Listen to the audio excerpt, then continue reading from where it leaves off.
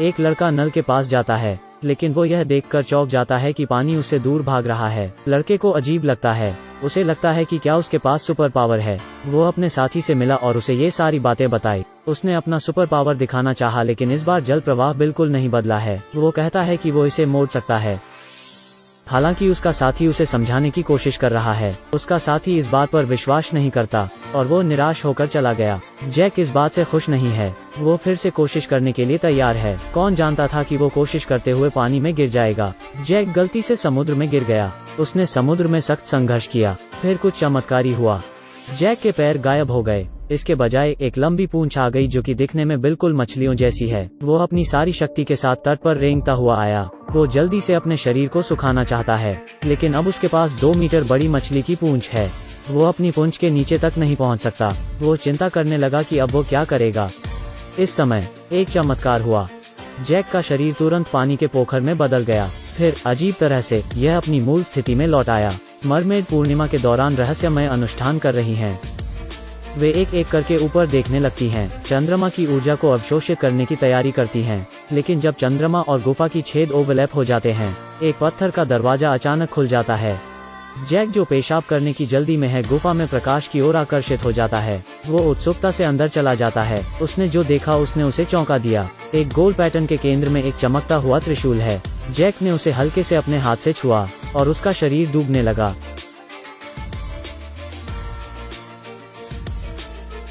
Jack mermaids moonlight pool में गिर गया। इसने उनके पूर्णिमा पूजा समारोह को भी बाधित कर दिया। मरमेड्स जैक को देखकर आश्चर्यचकित रह जाती हैं। मरमेडों को नहीं पता कि क्या करना है। वे चुपचाप जैक को समुद्र तट पर छोड़ देती हैं। मरमेड्स को अब कबीले से निष्कासित कर दिया गया। यह सारी बातें उनकी मुखिया आकर उन्हें बताने लगती है। मुखिया ने उन्हें एक जादुई अंगूठी दी। तीनों मरमेड ने तट पर जाने का फैसला किया। मरमेड परिवार से संबंधित महाशक्तियों को पुनः प्राप्त करने के लिए। ध्यान से देखें, जैक अपने पैरों पर पानी डालता है। अगले क्षण वो एक मरमेड में बदल गया। वो अपने सुंदर पैरों को निहारता है और बहुत खुश हो जाता है। लेकिन अचानक उसके पिता आ गए। जैक ने झट से अपने शरीर को रजाई से ढक दिया, लेकिन उसके पिता को उसका व्यवहार काफी अजीब लग रहा था। पिताजी रजाई उठाकर देखना चाहते हैं। सौभाग्य से जैक वापस से इंसानी रूप में आ चुका है।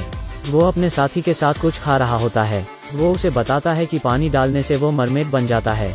मुझे आशा है कि जब आप काम पर हों तो आप अपना ख्याल रख सकते हैं। 3 मरमेड अपनी भारी पूंछ के साथ किनारे पर रेंगती हैं। वे मून रिंग की ऊर्जा उधार लेना चाहती हैं। इससे वो अपनी मछली की पूंछ को पैरों में बदल देती हैं, लेकिन वे अभी भी इंसानी रूप के अभ्यस्त नहीं होती हैं। वे तीनों एक लंगड़े आदमी जैसे चलती हैं। अंत में निरंतर अभ्यास के बाद वह ठीक से चलना सीख जाती हैं। वे जैक की शक्तियों को चुराना चाहती हैं। तभी जैक ने किसी को डूबता हुआ पाया। वो उसे बचाने के लिए अपनी जान की बाजी लगा देता है। वो समुद्र में कूदकर एक छोटी बच्ची को बचा लेता है। जैक बहुत खुश है। उसने अपने साथी से कहा कि बड़ी पूंछ होना भी बहुत खुशी की बात है, लेकिन मरमेड के लिए यह बात गंभीर है। उन्हें हमेशा इंसानों से बचकर रहना पड़ता है, इसलिए उन्हें जल्दी करनी होगा और अपनी महाशक्तियों को छीनना होगा। तो अगली सुबह वे जानबूझकर जैक के पास जाती हैं और उसके स्कूल तक उसका पीछा करती हैं। कक्षा से बाहर होने के दौरान वे अपनी महाशक्तियों को छीनना चाहती हैं, लेकिन जब उन्होंने पानी के बहाव को नियंत्रित करने के लिए मंत्र पढ़े तो जैक को खतरे का एहसास हो जाता है। वो नीचे डककर लेट जाता है, लेकिन फिर भी उसके ऊपर पानी के छींटे आ जाते हैं। वो जल्दी से एक खाली कमरे में छिप गया और 3 क्षण के अंदर अंदर वो एक मरमेड बन जाता है। यहाँ मरमेड लड़कियां इस बात पर खुशी मना रही होती हैं, लेकिन वो नहीं जानते कि स्कूल के प्रधानाध्यापक उन्हें पीछे से देख रही हैं। उसने तीनों लड़कियों को ऑफिस बुलाया और उनसे पूछा कि उनके स्कूल आने का उद्देश्य क्या है। वो स्कूल की प्रिंसिपल को मूनलाइट अंगूठी दिखाते हैं। प्रिंसिपल के चेहरे पर अजीब सा भाव था। वो उस अंगूठी को रख लेती हैं। इससे मरमेड लड़कियों को उस पर शक हो जाता है और वो उसका घर तक पीछा करती हैं। वो उसके घर में एक बिल्ली को देखकर डर जाती हैं, क्योंकि बिल्लियां और मछलियां प्राकृतिक दुश्मन हैं। लेकिन अंगूठी वापस पाने के लिए उन्होंने फिर भी अंदर जाने की हिम्मत जुटाई। वो चुपचाप उसके घर में घुस गईं। वहां रखे मरमेडों के बारे में एक किताब ने उन्हें आकर्षित किया। वे इसे बाहर निकालने ही वाले थे कि एक सीक्रेट रूम का दरवाजा खुल जाता है। वे इससे चौंक जाते हैं और अंदर सीक्रेट कक्ष में चले जाते हैं। उन्होंने वहां एक पूल देखा। दरअसल वो एक सुरंग है जो समुद्र से जुड़ी हुई है और वहां उनके कबीले की एक साथी मरमेड आ जाती है। लड़के ने अभी उंगली के इशारों से कप से पानी की बूंदों को अपने मुंह में डाला। लड़के के लिए पानी पीने का ये अनोखा तरीका है। उस दुर्घटना के कारण पानी से मिलने पर लड़का मरमेड बन जाता है, लेकिन आज उसके पापा उसे कैंपिंग के लिए बाहर लेके जाने वाले हैं। मौसम का पूर्वानुमान के अनुसार आज बारिश हो सकती है, लेकिन पिताजी उसके साथ आज कैंपिंग पर जाना ही चाहते थे। यह जैक के लिए कठिन है, लेकिन वो नहीं जानता था कि तीनों मरमेड्स जल्दी से अपनी महाशक्तियों को वापस पाना चाहती हैं। स्कूल के प्रिंसिपल ने उन्हें सलाह दी कि वो लोग इस मौसम में बाहर न जाएं, क्योंकि वो इस मौसम में सड़क में ही फंस जाएंगी। लेकिन तीनों के बीच असहमति है। गुस्से में आकर निक्सी वापस मूनलाइट पूल में भाग गई।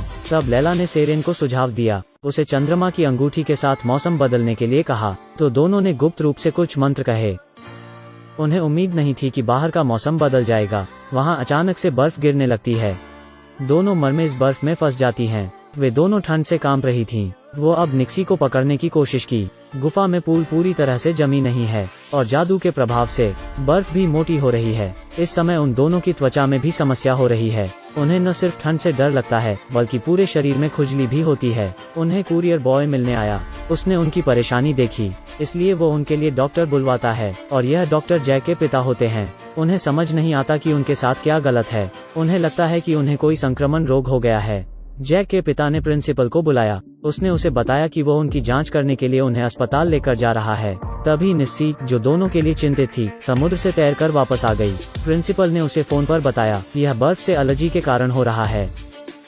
इसके लिए निस्सी को गुप्त कमरे में समुद्री घोड़े का पाउडर ढूंढना होगा। इससे एलर्जी के लक्षण तुरंत गायब हो जाते हैं। यह सुनने के बाद निस्सी पूरी तरह से प्रोटेक्टिव गियर पहनकर गुप्त कमरे में आती है। अंत में उसे एक कोने में एक समुद्री घोड़े का पंखा मिला। उसने जल्दी से खुद को छुपाने के लिए दवाई का पाउडर ले लिया, फिर गायब होकर निस्सी ने पाउडर के साथ उनकी मदद की। प्रभाव आश्चर्यजनक रूप से अच्छा है। लैला और सेरेना इससे ठीक हो जाती हैं। वे तीनों स्वस्थ होने के लिए मूनलाइट पूल में लौट आए, पर वो भूल गए कि गुप्त कमरे में बर्फ साफ नहीं की गई है और अब प्रिंसिपल को भी एलर्जी का खतरा है।